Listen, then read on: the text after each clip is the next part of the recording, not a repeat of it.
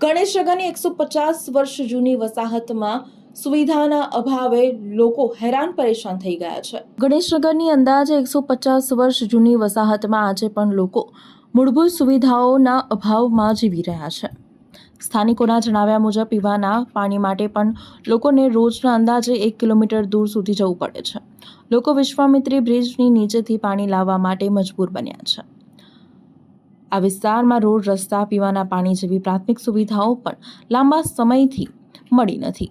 સ્થાનિક તંત્ર સામે લોકોમાં રોષ જોવા મળી રહ્યો છે. વિકાસના મોટા દાવાઓ વચ્ચે ગણેશનગરના રહીશો આજે પણ મુશ્કેલીમાં જીવી રહ્યા છે. સ્થાનિકોએ તાત્કાલિક અસરથી પાણી, રસ્તા અને અન્ય સુવિધાઓ ઉપલબ્ધ કરાવવાની માંગ કરી છે.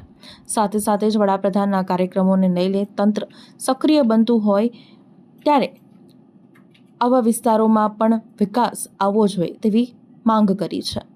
સ્થાનિકોએ અપીલ કરી છે કે ગરીબોને સમસ્યાઓ તરફ પણ તંત્ર દ્વારા ધ્યાન આપવામાં આવે. વર્ષોથી આ પ્રશ્નો યથાવત જોવા મળી રહ્યા છે. આ સમસ્યાનું કોઈ નિરાકરણ આવતું નથી.